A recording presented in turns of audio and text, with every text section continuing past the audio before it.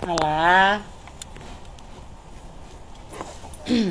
bom dia a todos. Um pouquinho torto, vamos lá. Olá, olá, bom dia a todos. Sejam bem-vindos a mais uma live da Dimos e PAC. Deixa eu ver se nosso convidado entrou. Olá, bom dia a todos. Aguardando o nosso amigo Márcio Cidreira, o convidado de hoje. Pedir um pouquinho de paciência para vocês. Aguardando o Márcio entrar. Hoje a live de hoje vai falar sobre os santos de Santo Amaro, cultura e devoção, né? Com o Márcio, que é um amigo nosso, especialista em cultura patrimonial, história, né? Patrimônio cultural. E a gente vai bater um papo com ele. Márcio, cadê você? Vamos sair, entrar novamente. Não tá aparecendo você aqui para te chamar. Pera aí. Vamos lá. MC. Deixa eu procurar aqui. Aqui apareceu. Maravilha. Pronto. Bom dia, bom dia. Aê, Pronto! que maravilha. Olha nós. A nós. Boa Você, tarde, meu povo. você é querido, hein? Quem dera. Mas sou. Agradeço a Deus por isso. Que maravilha. Que maravilha. É merecimento, né? A gente planta flores e a gente colhe flores, né? Quem planta flores, colhe flores. Com certeza.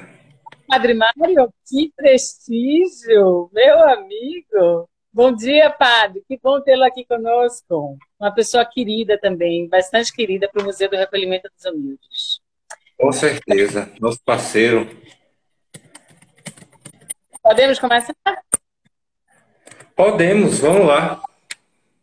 Hoje a internet aqui no Recôncavo está um pouquinho lenta, né? Ficamos aí o dia todo sem TIM, sem claro. Então, pedi um pouquinho de paciência.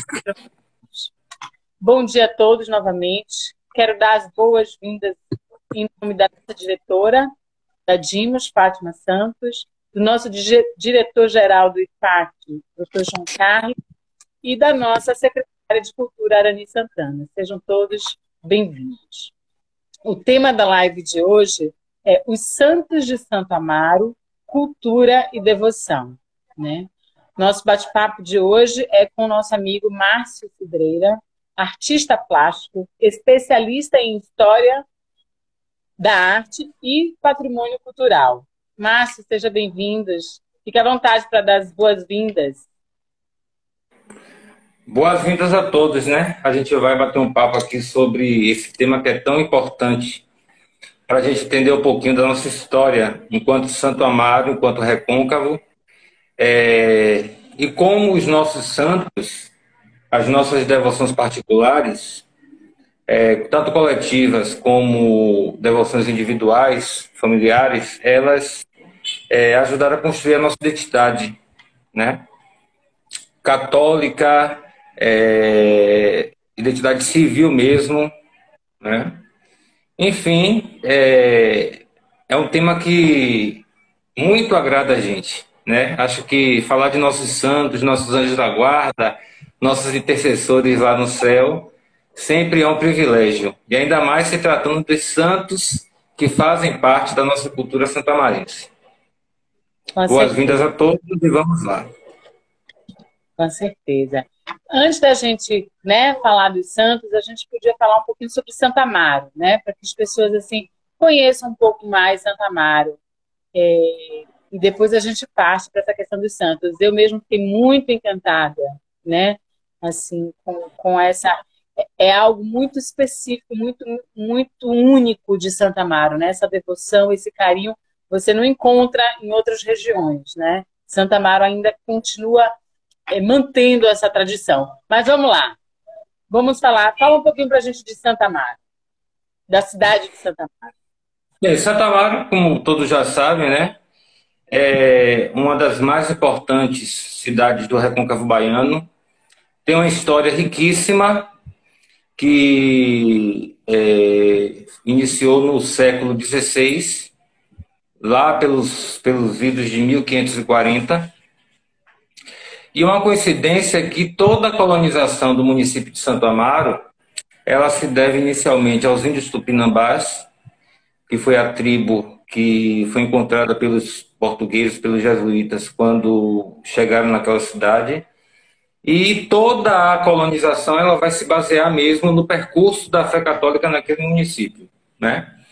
Com a presença marcante dos padres jesuítas e também, nesse percurso aí, a presença também dos monges beneditinos, que hoje já não fazem parte da nossa cultura lá em Santo Amaro, mas que tiveram uma presença muito importante e nos deixaram essa herança cultural e religiosa muito forte, tanto os jesuítas com a devoção à Nossa Senhora da Purificação e os monges beneditinos com a devoção ao nosso padroeiro, que é o Senhor Santo Amaro, né? Então, se a gente for falar da história da cidade, é muito assunto, mas assim, é uma cidade antiga, né, do século XVI, como eu falei, que passou por todos esses ciclos econômicos do período colonial, basicamente, digamos que o ciclo do açúcar, que foi a grande fonte de renda do município, né? E em cima desse ciclo do açúcar, que foi construído todo o patrimônio que a cidade tem, ou melhor, aquilo que foi preservado a nível de patrimônio material, os prédios, os monumentos, né? E toda a cultura imaterial que ainda resiste na cidade vem desse período. E aí, ao longo dos séculos, Santo Amaro vai ter várias peculiaridades, várias características, vai absorvendo outras tradições, outras culturas, e assim se constrói a história de nossa cidade tão querida, leal e benemérita, cidade de Santo Amaro. Maravilha. Primeiro eu queria saber por que Santo Amaro? Por que o padroeiro é Santo Amaro, né? Porque a gente sabe que esse santo, ele é mais conhecido na Península Ibérica, né? Na época da Idade Média. Como é que chegou a esse nome, né? Santo Amaro? E por que Santo Amaro? Na verdade, o nome da vila era Vila de Santo Amaro e Nossa Senhora da Purificação, né? E o nome ficou Santo Amaro e o povo ainda manteve da Purificação. Na verdade, quando a gente fala da história de Santo Amaro, a gente não pode nem colocar Santo Amaro em primeiro plano. Mas Nossa Senhora da Purificação, eu vou tentar fazer um percurso aqui de como foi que aconteceu esse negócio. É o seguinte, quando os padres jesuítas, que eram responsáveis pela catequese dos índios naquele período, eles foram enviados para Santo Amaro, eles então iniciaram a devoção à Nossa Senhora da Purificação. Inicialmente, o primeiro ponto de colonização da cidade é justamente lá no Trapiche de Baixo, na localidade conhecida como Caeira, quando foi construída uma pequena capela de palha para a veneração dessa devoção. Quando aquela capela ela foi arruinada, né, pela questão da própria fragilidade no material que foi construído, aí se mudou o núcleo populacional foi mudado então para a igreja de Nossa Senhora do Rosário dos Pretos, que hoje está em ruínas. E ali nós temos a cena fatídica de um padre jesuíta que foi assassinado durante a celebração de uma missa por um índio tupinambá. E aí aquele lugar foi amaldiçoado. E aí então vai aparecer Santo Amaro, porque nesse percurso aí, os monges beneditinos, eles foram para Santo Amaro em missão, e aí construíram aquela capela que fica ali logo no começo do Trapiche de Baixo, se eu não me engano, no ano de 1657, se eu não me engano, dedicada a Santo Amaro. E aí a Paróquia da Purificação, ela ficou instalada naquela igreja temporariamente, que foi justamente no ano de 1608, quando se iniciou as obras de construção da atual matriz da purificação, que se encontra lá na Praça da Purificação até os dias de hoje, que foi inaugurada justamente no dia 18 de outubro de 1700, dia dedicado a São Lucas, que é coincidentemente conhecido como Evangelista de Maria, porque foi o evangelista que mais narrou fatos e cenas da vida de Nossa Senhora na Bíblia.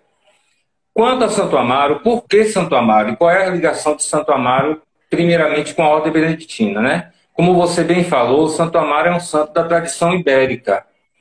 Ele nasceu lá em Roma, na Itália, no século V, era um homem de família nobre, e a sua educação foi confiada aos cuidados do monge São Bento, que é justamente o fundador da Ordem Beneditina.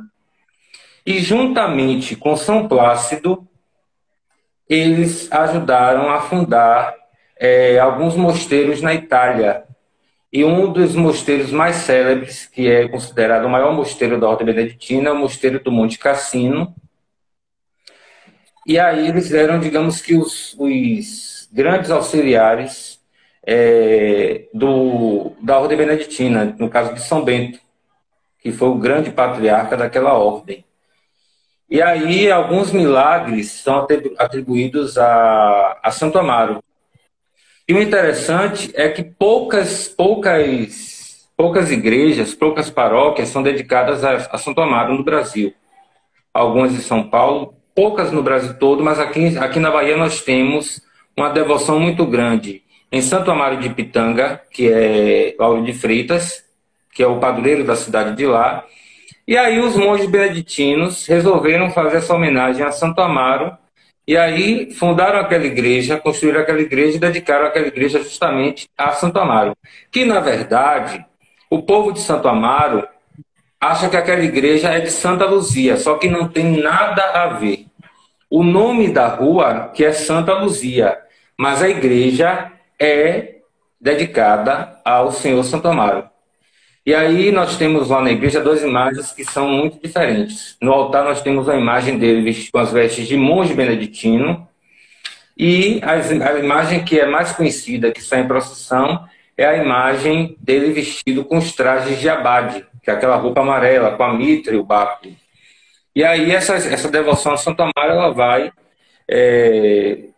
se espalhar, digamos assim, e cair no gosto do povo santamarense, e associado justamente com Nossa Senhora. E aí, então, em 1700, inaugura a Igreja da Purificação, e aí nós temos as duas capelas, no caso, duas igrejas, a dedicada a Nossa Senhora e a dedicada a Santo Amaro. E eu acredito que, por serem as duas primeiras grandes devoções da cidade, eles automaticamente levaram esse título de padroeiros, né? Que, na verdade, o padroeiro da cidade é Santo Amaro, e a copadroeira é Nossa Senhora da Purificação. Por mais que a festa da purificação seja a festa, digamos que maior, mais expressiva, que não deveria ser, não menosprezando a figura de Maria, que é tão importante para a nossa cultura e para a nossa fé, mas a importância maior a nível de cidade, de patronato, é do glorioso Senhor Santo Amaro. Maravilha, maravilha. Tem, inclusive, eu para fazer essa live, eu fui estudar um pouquinho, né, sobre quem é Santo Amaro, e tem uma lenda, né? Existe uma lenda sobre Santo Amaro, sobre a terra maravilhosa. Tem uma lenda, né, bem interessante. Você sabe você sabe sobre essa lenda? Quer contar para a gente um pouquinho? A de lá do município? Não, tem uma lenda sobre o Santo Amaro, sobre o santo, né? Lá da Idade Ele bastardo, e ele queria conhecer a Terra Prometida, e aí ele vendeu tudo, deu tudo, e entrou num barco a esmo, né, sem saber a direção, e pediu, né, simplesmente entrou no barco e deixou que ele fosse levado por Deus. E aí tem uma lenda, né, que ele passa uma ilha de mulheres lindas, depois ele vai para outra ilha, É porque assim, existem várias lendas, vários milagres atribuídos a Santo Amaro. Esse daí eu não conhecia. Eu conheço um milagre de Santo Amaro, que é justamente um processo que houve, que São Plácido ia se afogar, e aí São Bento teve uma visão e pediu a Santo Amaro que ele fosse socorrer o amigo no mar. E aí ele consegue milagrosamente andar sobre as águas e resgatar o São Plácido a pé enxuto. Esse milagre eu conheço, agora esse eu não desconheço não, queria conhecer até mais, depois você vai me passar, viu? Que é sempre bom. Mas são muitos milagres. Santo Amaro, é porque assim, a gente muitas vezes cultua os santos, tem devoção por determinado santo, mas a gente não tem o cuidado que você teve de procurar entender um pouco a história desse santo, né? E saber o porquê ele foi, a sua memória foi elevada à categoria de santo. E é importante a gente conhecer muito a história dos nossos padroeiros, dos nossos santos de devoção, justamente para a gente poder criar identidade, uma identidade nossa, de nossa vida com ele, e saber mesmo, porque não existe você cultuar alguém que você não conhece. Verdade, verdade. É importante Né? a gente conhecer a história, né? A história, ela traz emblemas, enigmas, mensagens, né? Não é a história em si, mas tem sempre um enredo, né? Em que a gente pode aprender alguma coisa. Mas não tem no só Santa Amaro, né? Santa Amaro, a cidade, o município de Santa Amaro é uma cidade riquíssima, né? Com certeza. A questão de cultura e devoção de santos é algo assim. Eu venho participando dos festejos, né? Que o Museu do Recolhimento dos Humildes vem participando também dos festejos de Nossa Senhora da Purificação no dia 2 de fevereiro, onde Maria Bethânia, né, enquanto a igreja estava em reforma, ela estava, o andor, né, de Santa Bárbara, que ela é devota, estava saindo do Museu do Recolhimento dos Humildes, e assim nós pudemos participar também assim dos festejos, e eu fiquei bastante encantada. Assim, é algo assim bonito de ver, né? Assim, existe todo um trabalho, né? Existe todo um cuidado. Você participa também, né? Dessa organização. Fala um pouquinho para gente dessa tradição, né? As missas em latim, né? Tem um tempo específico, né? De 23 a 2, é algo assim, não é um dia só. Fala um pouquinho para a gente dessa tradição. Olha, para a gente falar da purificação, a gente precisa contar um pouquinho da história da devoção lá da purificação, né? Na verdade, assim, Nossa Senhora ela tem vários títulos, que podem ser de devoção popular, né? Invocação popular, aparições, dogmas e também cenas bíblicas. E no caso da purificação, nós temos uma cena bíblica, que é justamente uma cena narrada no Evangelho de São Lucas, se não me engano, no capítulo 2, versículos de 22 a 24, que é justamente o Evangelho que é narrado no dia 2 de fevereiro, que é quando há a cena da purificação. E, na verdade, não é a purificação, é a apresentação do menino. Ou seja, naquele período, por um costume social, os pais eram obrigados a levar o menino, apresentar o menino no templo 40 dias após o nascimento. E quando apresentava o menino no templo, né, o ventre da mulher era purificado. Só que Nossa Senhora não precisava passar por esse processo. Até porque ela foi imaculada. Ela gerou o menino Jesus de uma forma miraculosa, por obra do Espírito Santo. Então ela não pecou, ela não teve o pecado original. Ou seja, ela não teve relação sexual com São José. Foi um milagre.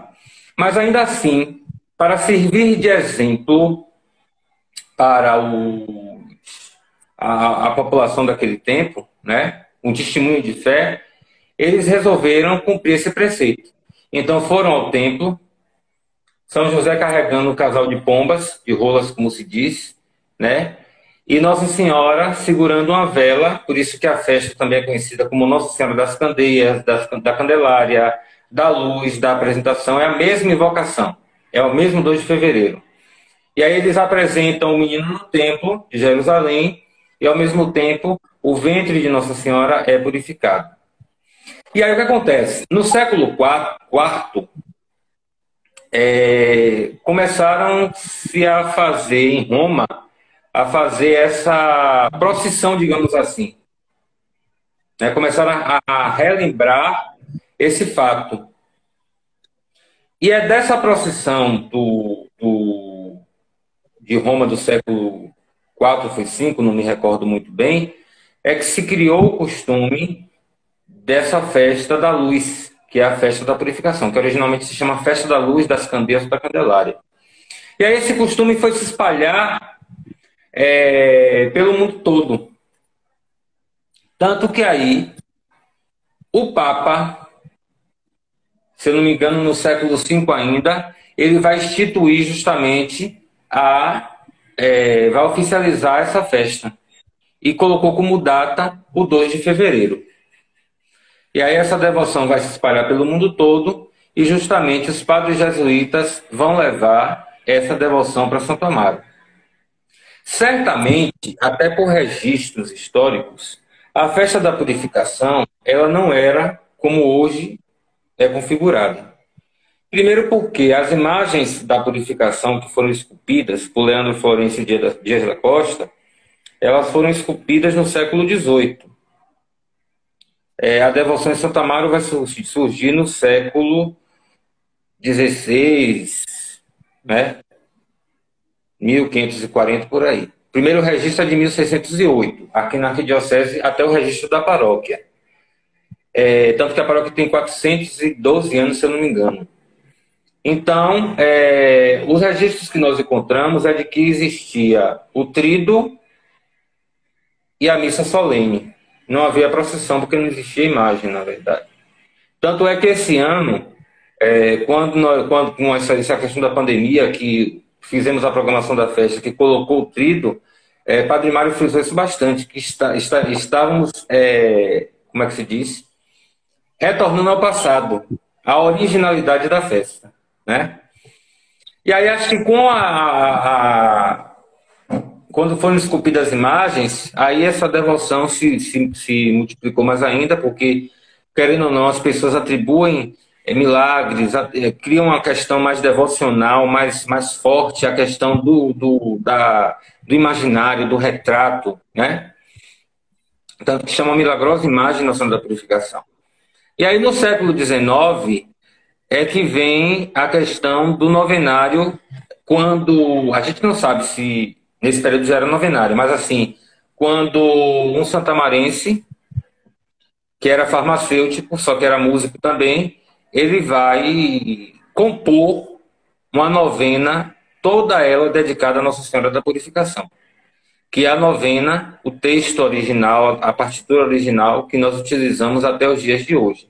E a partir daí nós temos o registro da novena, com as missas de festa, com a procissão e tudo mais.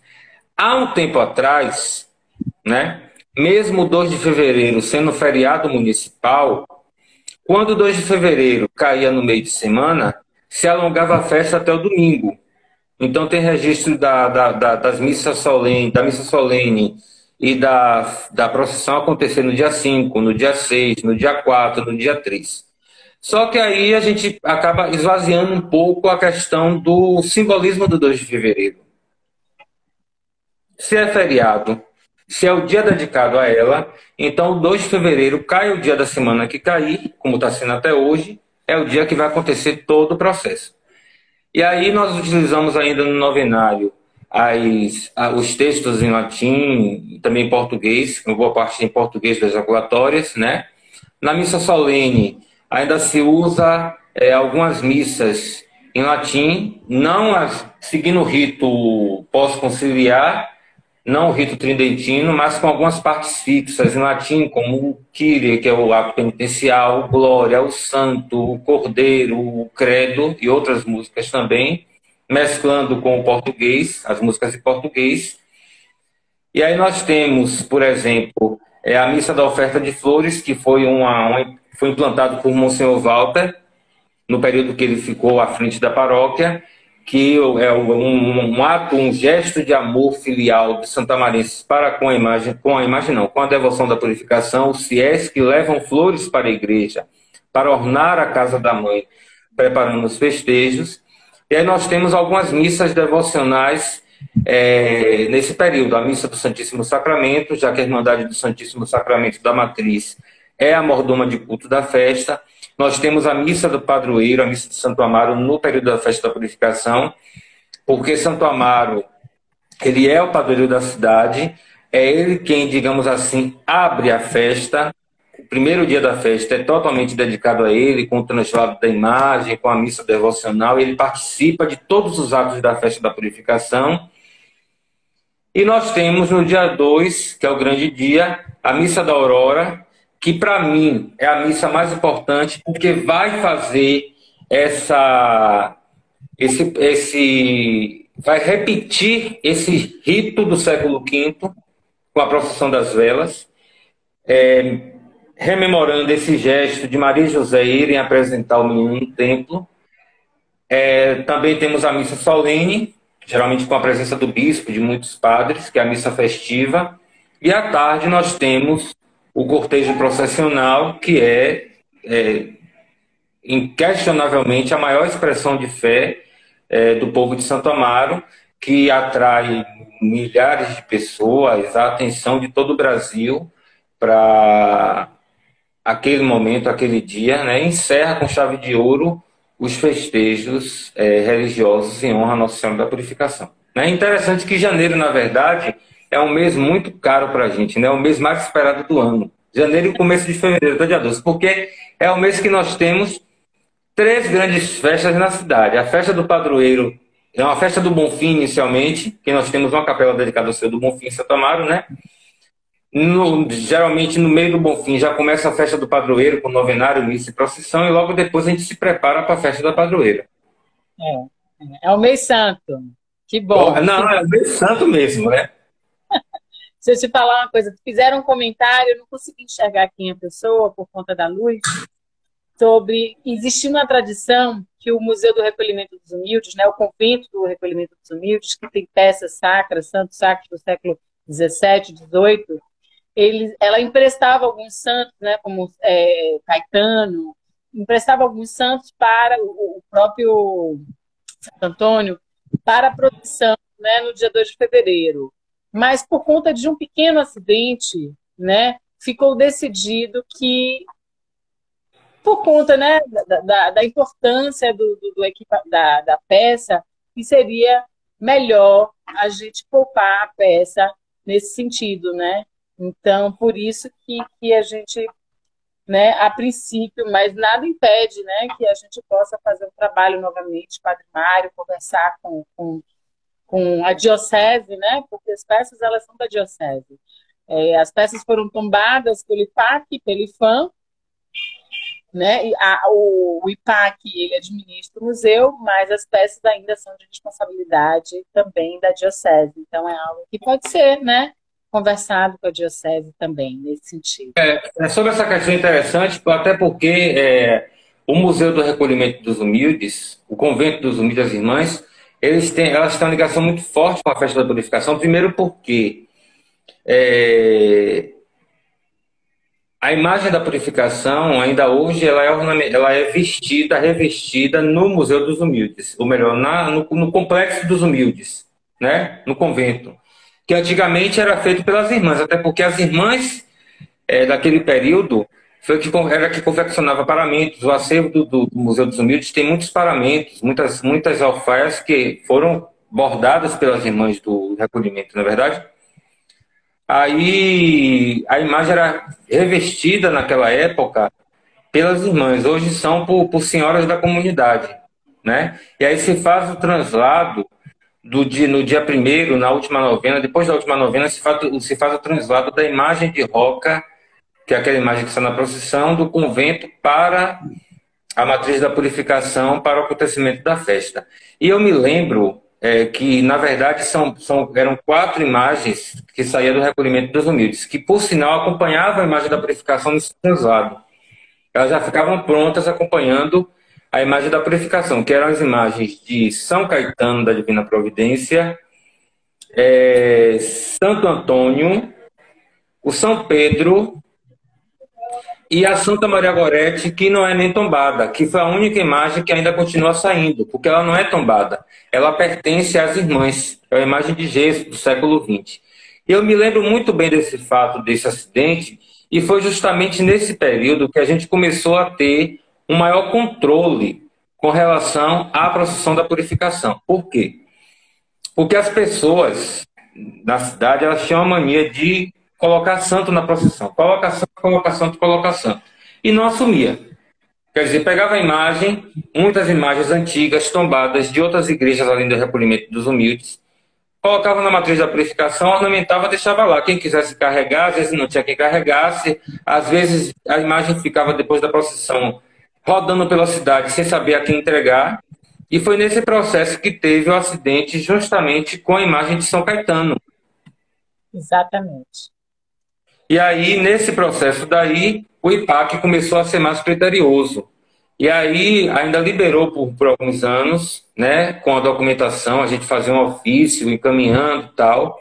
Mas depois o IPAC, aí depois suspendeu até de usar os resplendores, só saía a imagem. E aí, posteriormente, eles já não deixaram mais que saísse. É uma pena, mas ao mesmo tempo foi um aprendizado para a gente, enquanto coordenação da Festa da Purificação, porque hoje a procissão se tornou algo mais organizado. Por mais que o número de andores diminuíssem, o que gerou até uma certa, digamos que, um mal-estar com algumas pessoas tradicionalistas da cidade, mas ao mesmo tempo a gente tem que pensar na preservação do patrimônio, no cuidado do patrimônio, né? Principalmente também na questão da plasticidade do acontecimento em si, porque é feio você ficar pegando pessoas de última hora para poder carregar andor. Ninguém é obrigado a carregar santo, até porque são imagens pesadíssimas, algumas imagens. Eu tiro pelo Santo Antônio daí, que é um peso... É do tamanho de uma pessoa, né? É um tamanho natural. Então você acaba... criando uma situação meio complicada e fica feio.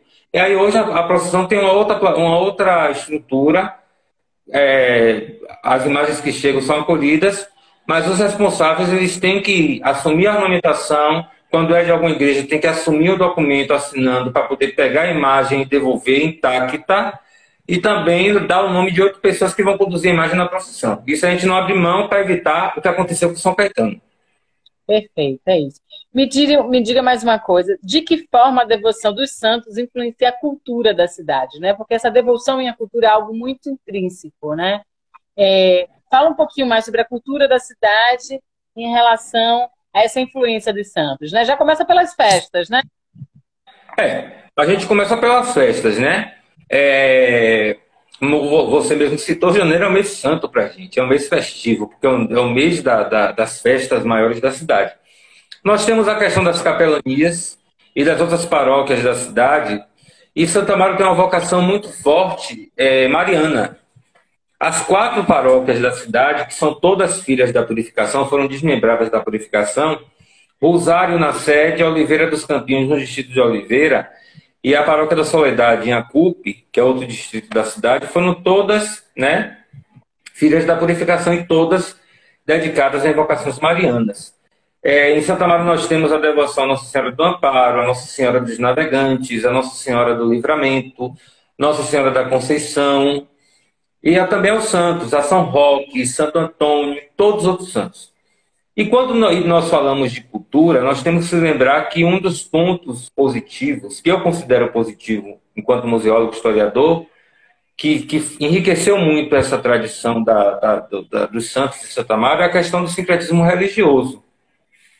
O sincretismo ainda é muito forte, que associa algum a Santo Antônio, Iansã a Santa Bárbara, Iemanjá Nossa Senhora da Purificação. A gente não está aqui para julgar se é certo ou errado, a gente está falando com o olhar cultural da coisa. Então enriqueceu muito, né? Mas nós temos, assim, grandes devoções. Por exemplo, nós temos a devoção Nossa Senhora do Amparo, com a Irmandade do Amparo, que é algo muito forte. Nós temos nas casas e na cidade em si, no mês de junho. O mês de junho é um mês muito festivo, que é o mês de Santo Antônio. A questão das trezenas de Santo Antônio, né, das Continua, missas, a quermesse na né? praça. Oi? Que continuam existindo. A gente também trouxe essa tradição de volta para o Museu do Recolhimento dos Humildes, né? Nos últimos anos, a gente conseguiu também fazer a trezena com o nosso Santo Antônio. O Padre Mário deu esse auxílio para a gente também. O Everton, que está aqui nos assistindo também, ficou à frente, né? E é algo assim, o que me deixa encantada, que é algo muito natural, né? Essa devoção é algo muito natural, essa participar das trezenas, oferecer as trezenas, abrir as portas, né? É algo muito natural e ainda que é algo que é raro, né? A gente vem perdendo algumas tradições. Santa Amaro ainda mantém essa tradição, não é um único dia, não, é a trezena mesmo. E eu acho isso importante, né? E se criou em cima dessa trezena, além das pessoas que rezam em casa, minha casa, na casa de minha madrinha, minha tia reza também o Santo Antônio, não reza a trezena, mas reza o tríduo. Mas temos também os grupos de Santo Antônio que rezam, fazendo procissões nas casas, visitando as famílias. E tem outras devoções também muito particulares. Por exemplo, a devoção a São Cosme e São Damião, a devoção a Santa Bárbara, a devoção a São Roque, com a questão dos carurus, né? A questão da pipoca, do mingau, que vem um pouco do sincretismo também em cima disso. Mas, assim, a cultura de Santo Amaro, inquestionavelmente, ela se construiu a partir dessas manifestações religiosas. E muito do que sobreviveu da cultura de Santo Amaro hoje é graças à fé do povo. É graças a essas devoções. E eu acho Exato. interessante isso, que assim, são coisas que eu costumo falar, e não é barrismo, não. São coisas que a gente só encontra no recôncavo. Se você parar para analisar, eu moro aqui em Salvador, no Tororó, há 8 anos já, 8, 9 anos. É muito raro você ver as pessoas falarem em trezena de Santo Antônio, convidar você para um caruru de São Cosme. Existe, sim. Mas não é uma coisa como, por exemplo, quando chega o período de Cosme e Damião em Santo Amaro, a cidade cheira a azeite de dendê. Você não precisa ser convidado. Porta aberta, você entra, come seu caruru. Santo Antônio, você dá uma volta na praça ali, ou pega até o Rosário, você dá uma volta na cidade, você ouve as vozes das pessoas em Santo Antônio de porta aberta. Outra Então, coisa isso é um muito. motivo de alegria. Os corais em Santa Amaro é algo muito forte, inclusive até na própria missa da purificação existe um coral específico, né? Eu achei esse bem de padres também, né? Isso. Eu fiquei A bem gente encantada. tem um coral específico para a missa do dia 2, que é o Coral Miguel Lima, que, por sinal, está desativado com essa pandemia. A gente já está procurando outras soluções para o próximo ano. Esse ano já foi um pouco complicado, mas a gente conseguiu segurar a onda. Tanto que esse ano a missa do dia 2 não pôde ser com algumas partes em latim, porque o coral não pôde cantar e a gente teve de fazer, digamos assim, uma salada de frutas para conseguir montar uma estrutura. A gente já está vendo outros recursos. Mas, assim, tem a Orquestra Gustavo Viana, que é uma orquestra tradicional, que é justamente do período de quando foi feita a novena, que é a orquestra que canta até hoje, que é regida pelo nosso maestro Cristiano Lira, que é um jovem competente, maravilhoso, que conseguiu resgatar algumas coisas da novena, das partituras que foram perdidas, né? E que tem um trabalho de pesquisa, ele é formado pela UFBA em regência, alguma coisa assim. Santa Marta tem essas coisas ainda, né? Assim como outra cidade do Recôncavo, tem que lembrar de a devoção a São Bartolomeu em Maragogipe, a devoção a Senhor do Bonfim, a São Pedro em Muritiba, Mas né? E outras tantas devoções. eu não vi um lugar com tamanha organização em relação a essa questão da festa da purificação, a grandeza da festa da purificação, né? Cachoeira tem suas devoções, mas não da forma que eu vi aí em Santa Mara, assim, eu achei assim extremamente assim, realmente a manutenção da tradição é algo muito particular, né? E vocês conseguiram manter até a missa em latim, né? Assim, e isso é bastante importante. A gente estava falando aí, né, rapidinho de pandemia, e nesse meu estudo sobre Santo Amaro, eu vi que em 1847 foi estabelecida uma ligação marítima regular com a capital, a província, né, Salvador, por meio de navio a vapor. E em 1855, uma epidemia de cólera dizimou metade da população de Santo Amaro. Né? Metade da população. Então, foi uma epidemia de cólera em 1855. Então, para a gente ver que essas pandemias, né, não é algo... São algo que já aconteceu de forma bem pior, né? Bem pior. E que agora a gente tem a capacidade de estar diminuindo, né? Assim, se guarnecendo de uma forma mais consciente, né? Que naquela época já não existiu, né? A cólera dizimou metade da população. Eu queria... Até porque os recursos são outros, né? A gente hoje tem mais recursos, a ciência avançou muito. Pois é. E a questão, assim, mas é importante a gente... Eu achei interessante na hora que eu li isso, né? Porque às vezes a gente acha que é algo desse século, que é algo dessa era, e não é, né? É uma coisa que acontece, mas que agora a gente tem mais consciência e mais condições de estar diminuindo o número de casos, né? Eu queria saber, eu queria deixar um pouquinho aberto aí para os convidados fazerem alguma pergunta. Estou vendo aqui cultura, parabéns, Márcio. Com certeza. Bora falar, meu povo. Seus fãs. Que fã, nada mesmo. Nós, no Momento dos Humildes, a gente está assim, ansioso, né? Como todos nós, para retomar as atividades, né? A gente vinha fazendo um trabalho de aproximação com a comunidade, né? Fazer com que as pessoas, de fato, tivessem esse sentimento de pertencimento, né? A gente fez você faz stand-up também, a gente fez uma oficina com a professora Dionísia, Dionísia, né? A mãe de Edu, como é o nome dela? Dinorá. Dinorá Oliveira, né? E pessoas com 75 anos, 80 anos, que nunca tinham entrado no Museu do Recolhimento dos Humildes, né? Então, assim, a gente vem desenvolvendo esse trabalho, o museu é nosso, fazer com que as pessoas participem, entrem, né? Se sintam responsáveis, que de fato somos, né? Nós somos todos responsáveis pelo nosso patrimônio, né? Pela conservação e manutenção da nossa tradição, da nossa cultura, né? E é isso. Vou deixar aberto. E aquela situação, quando a gente não pode deixar a nossa cultura morrer, né? Quando a gente você tem a questão do trabalho belíssimo das mandalas, eu faço os estandartes, mas assim, se a gente não procurar passar isso para alguém, quando a gente vê que a gente já está começando a não dar mais conta do recado, né? Vai morrer com a gente.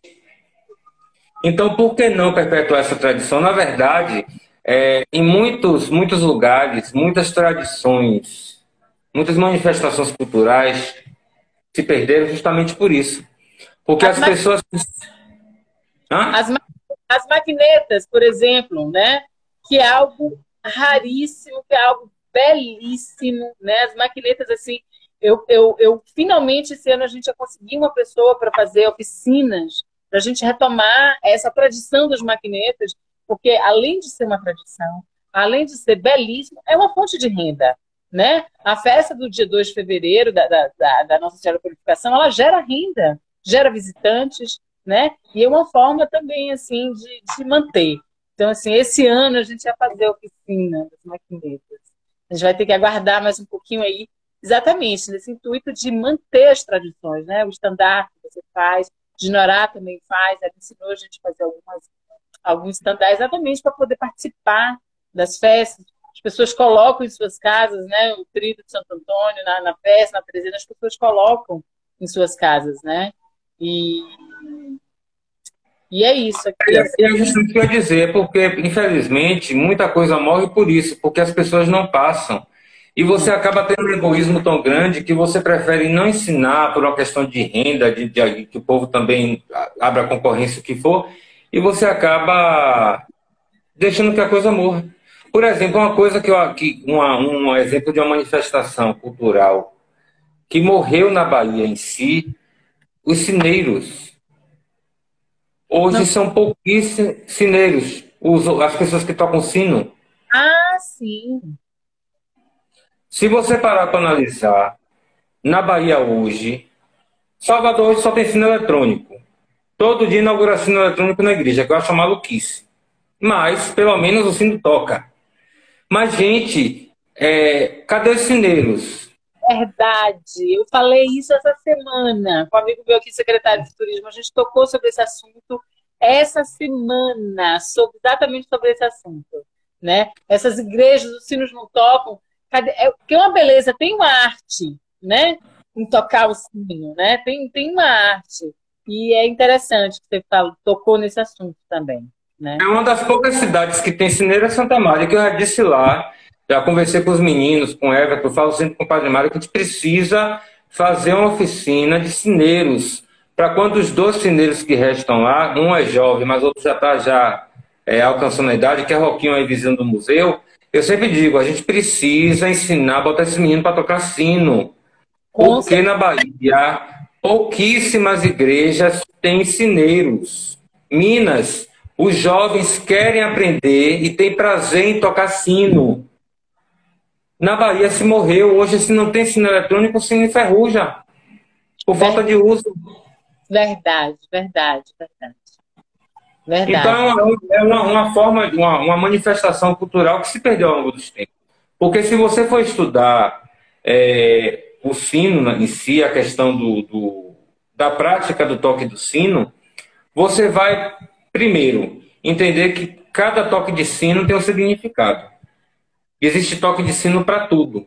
Para chamada de missa, para velório, para enterro de papa, para saída de procissão de Semana Santa, para missa comum, para tudo se tem um toque de sino. Entendeu? E assim, as pessoas em si, né? Porque o modo de fazer. Então a gente precisa despertar isso. E aí vai os sineiros. Por exemplo, uma outra coisa que morreu com o tempo, que quem está resgatando muito é Minas, mas que não é a mesma coisa, aquelas flores aquelas flores de papel de ouro, de fio de folha de ouro que tem no Lua da Purificação, né? A gente conseguiu resgatar algumas em Minas, trouxeram algumas do Peru, mas não é a mesma coisa. Mas por que isso morreu? Porque não se passou a tradição. Verdade, verdade. E a gente precisa recuperar essa tradição, porque é fonte de renda e é tradição, né? É tradição. Então, bem lembrada essa questão dos cineiros. As pessoas estão comentando aí, os corinhos ficam doidos para tocar, não podemos deixar as tradições morrerem. Então, realmente, assim, é algo importante. E é algo que a gente precisa, né, como cidadão ali, comentar com os nossos vereadores, né? Ver uma forma, né? É interessante isso, né? Relojoeiro dos relógios antigos. Pessoas aqui também. Você sabe o que se trata aí? Olha, a purificação tem um relógio antigo, né? Que foi pro lixo. Porque era um relógio que veio de Londres, a manutenção era caríssima. Eu não considero muito assim, porque na verdade o toque do sino era manual. Aquele relógio que tinha na purificação era algo mecânico, automático. Só que a manutenção, quem implantou aquilo ali não pensou na manutenção, porque tem isso também, as pessoas às vezes não pensam na manutenção da coisa, aí gera custos. E, por exemplo, o relógio da purificação entrou em desuso porque não tinha como manter. Até porque a manutenção do relógio era uma pessoa de Salvador que ia em Santa Mara só para fazer aquela manutenção. Era muito caro. Eu me lembro no período, na época. Isso tem uns 15, 20 anos, né? Tem aqui. Deixa eu ver. É isso mesmo. Eu estudei em escola de padre, escola paroquial, e eu era como coroinha. Não perdi a missa na minha cidade pequena, Coração de Maria, minha cidade natal. Coração de Maria é minha cidade. É a cidade onde tem eu sou da União Vegetal. E Coração de Maria tem um centro lá, onde Mestre Gabriel nasceu.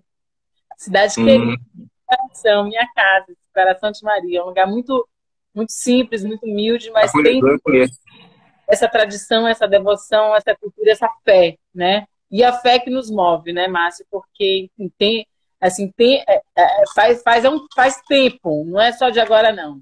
Faz tempo que a gente vem aí pelejando, né?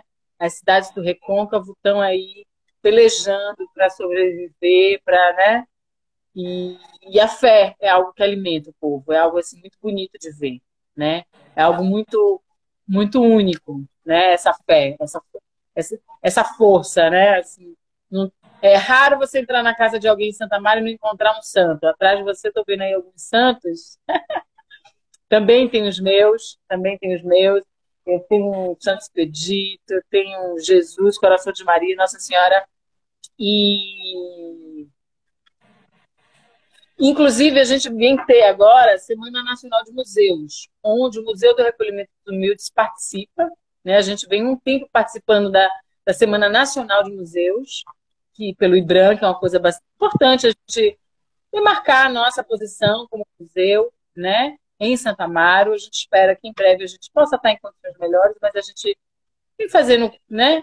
Dentro do possível que a gente está podendo. E a gente vai ter uma amiga, eu acho que ela entrou aqui, eu não sei se ela continua, a Yara Chamusca. Ela, ela é restauradora, ela faz um trabalho muito bonito de restauração das peças do Museu do Recolhimento dos Humildes, e ela está fazendo alguns vídeos onde a gente vai falar como limpar, como manter os nossos santos, né? Tem peças de gesso, tem peças em madeira, tem peças em papel, né? Quadros de papel. E aí a gente vai fazer 4 vídeos falando um pouquinho da forma de limpar. E uma vez eu fui com o Padre Mário, que também é restaurador, né? Fez um curso de restauração, e ele conversou comigo que a maioria maioria não, boa parte das peças de madeira em Santa Amaro, elas têm um vermelhidão no rosto, que as pessoas passaram vinho, tinto, para limpar, né? E aí acabou danificando. Então, tem essas características, né? Então, a gente vai estar trazendo na Semana Nacional de Museus alguns vídeos, né? Para compartilhar, né? Para que a gente possa manter melhor as nossas peças em casa, que não deixam de ser museus também, né? Suas peças aí são... devem ter história, né? É mais história mesmo afetiva. Não tem assim nada. Tem valor para mim, devocional, mas não tem ainda nada de madeira, nada disso não. Mas são peças que têm muito carinho. Só eles estarem aqui comigo já é uma companhia maravilhosa. Com certeza. Já traz uma paz, uma alegria, um regresso ao Santa Amaro sempre. Com certeza, maravilha. Márcio, eu quero lhe agradecer pela pronta disposição. Fiquei super feliz em você ter aceitado esse convite, né? E você está aqui trazendo assim contribuições valiosas, eu aprendendo um pouco mais sobre Santa Amaro, né? E dizer que nós, do Museu do Recolhimento dos Humildes, o IPAC, a gente está de portas abertas para quando você quiser desenvolver. A gente, quando acabar essa pandemia, a gente desenvolveu uma oficina lá no museu sobre estandarte. Fique à vontade. Vamos ver se a gente faz essa oficina de maquinetas, que é algo importante mesmo, né? Colocar o sino também lá do Museu do Recolhimento dos Humildes à disposição aí para quando os sineiros quiserem, né? Bota esses meninos para tocar sino, minha gente. Não vou botar os coroinhas para tocar sino. Bora para espantar o mal, né? Não, eu vou só pedir aqui para pegar um estandarte para apresentar para vocês. Samuel, é o seguinte, eu quero agradecer muito a oportunidade de estar aqui com vocês. Para mim é sempre um privilégio estar falando de Santa Amaro. Pega um estandarte de Santa Rita, um vermelho, desse tamanho pequeno, tá aí por cima. É muito importante para mim estar falando de Santo Amaro e principalmente de uma coisa que é muito, muito cara no olhar cultural também, mas no olhar católico. Eu sou católico praticante, a questão dos santos de devoção, porque eu vivo isso, a gente vive isso em Santo Amaro. Tanto as devoções particulares como as devoções coletivas. Eu trabalho na purificação, na liturgia há 16 anos, à frente da liturgia, e assim, todos os anos eu fico impressionado como... Para mim não é nenhum motivo de vaidade, é mais trabalho mesmo.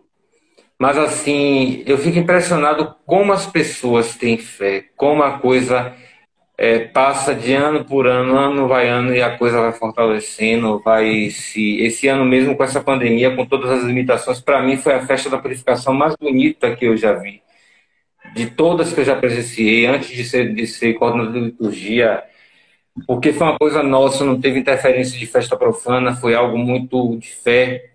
Tá pronto em cima da mesa, é um vermelho já pronto, desculpe. Agradecer muito a iniciativa de vocês, né? Um vermelho em cima da mesa do quarto, do ateliê. E agradecer a iniciativa de vocês, o convite principalmente. Foi um prazer para mim. Me coloco sim à disposição para essa oficina. Seria uma alegria muito grande para mim fazer essa oficina de estandartes, passar um pouquinho daquilo que eu hoje. Obrigado. Que eu hoje. Um dos meus ganha-pão, né? Uma fonte de renda minha, que é isso aqui, ó. Para quem não conhece, esses estandartes que eu faço. Uau, que lindo! Que lindo, Márcio. Coisa Isso aqui é linda. de Santa Rita. Tô vendo. Que beleza, que coisa No linda. Instagram, quem tiver interesse, tem que fazer um merchan também, que eu não sou besta, né? Quem tiver interesse, tem muito material no Instagram e pode entrar no direct aí. Os preços são em conta, não é nada exorbitante. Mas, assim, é uma coisa que me fez, até essa questão dos estandartes, é justamente essa questão de continuar, de dar continuidade, de preservar a memória afetiva da gente, a devoção de nossos santos, principalmente a devoção doméstica, as igrejas com seus estandartes, que foi uma coisa que se perdeu muito ao longo dos anos. Hoje você não tem mais igreja com estandarte. E foi um toque que eu tive do nada, uma brincadeira que deu certo e está indo até agora. E quando quiser, deixa passar essa pandemia, porque está um período complicado para todo mundo. E para mim, principalmente, tem que conciliar ateliê e escola. E aí está aquele rendezvous. Mas assim, deixa passar essa agonia para a gente poder pensar uma oficina legal aí nos Humildes. Seria uma honra, porque acima de tudo, eu sou santamarense e apaixonado pelo acervo dos Humildes. Que Eu lembro que no maravilha. meu tempo de escola, antes de fechar, de suspender as atividades, eu ia praticamente quinzenalmente ao Museu dos Humildes. E sempre descobria uma coisa, um detalhe, uma característica de uma imagem específica, de uma palina, de uma alfaia. É como uma purificação. Toda vez que eu entro, eu nasci ali dentro praticamente, eu convivo ali dentro, é a minha segunda casa. Amanhã, na festa da purificação, amanhã fala que eu praticamente passei em casa e moro na igreja. No geral, quando estou em Santa Amaro, mas assim, toda vez que eu entro ali, eu encontro uma coisa diferente, né? Né? Foi um restauro, um trabalho muito bem feito, acompanhado pelo Padre Mário. Eu fiquei encantada, encantada. Eu também, quando entro ali, fico assim, emocionada, né? Emocionada, tem uma energia, né? Tem uma força ali. Você percebe que tem um amor, tem um carinho ali, né? E a gente não, Você, a gente acabou não falando, não sei se vai dar tempo, né? Porque assim, você trouxe um pouquinho, né, sobre essa questão do sincretismo, que Santa Amaro é conhecido como uma das cidades que mais tem terreiros de candomblé, né? E aí você falou da sua participação há 16 anos na liturgia. Você participou também da nossa missa afro, não participou? participei, eu estava cantando com Carol. Exatamente. Você falou, eu me lembrei. E você participou, a Gisele convidou você, e vocês cantaram. Que coisa bonita também, né? Que coisa bonita. Aquela missa, eu organizei a missa, a liturgia, e ao mesmo tempo eu também cantei com Carol, porque eu era coordenador em Santa Maria da Pastoral Afro. Então a gente fazia muitas missas enculturadas, como a gente chamava, dedicadas a São Benedito, Santa Efigênia, só que houve alguns processos que acabou morrendo a tradição. Mas assim, eu tenho muito carinho pelo povo de Santa Amaro. Não sou do Candomblé, eu sou católico praticante, mas sou baiano, e como todo bom baiano, a gente tem um pé no azeite, não vai negar e não vou negar nunca, ninguém pode negar, né? Mas assim, tenho muitos amigos no Axé, Paz de Santo, Pai Pote, Gerivaldo, Everaldo, tanta gente boa em Santa Amaro que a gente conhece, aqui em Salvador também, tenho muitos amigos, e é o bom que a gente consegue ter um olhar cultural, um olhar de vivência, de fraternidade.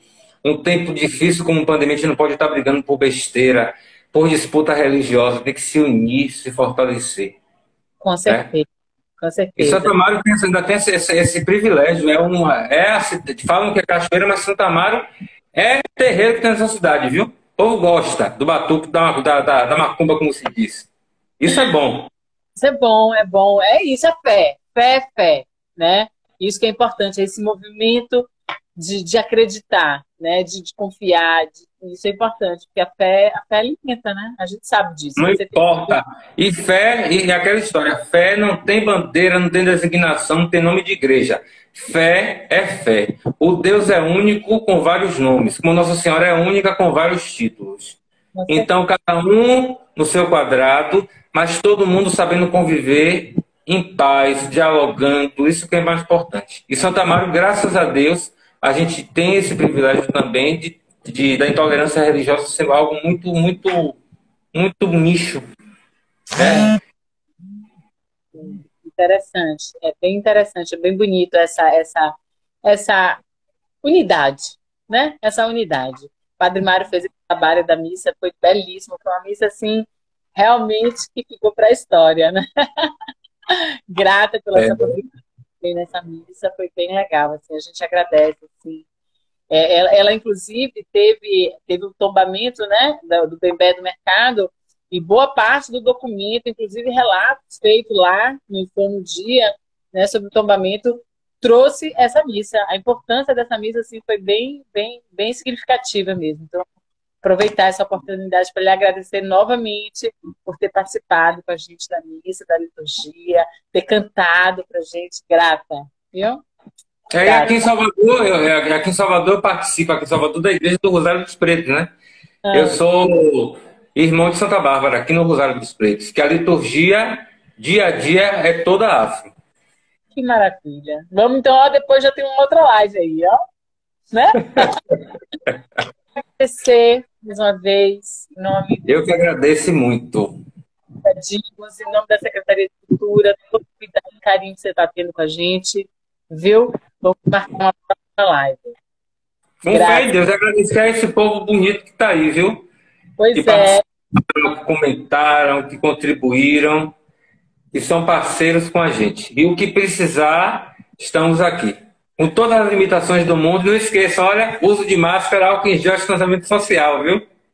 Pelo amor de Deus. somos responsáveis, né? Com certeza. Beijo, meu amor. Bom Tá. lhe ver, te conhecer. Um abraço. Tchau.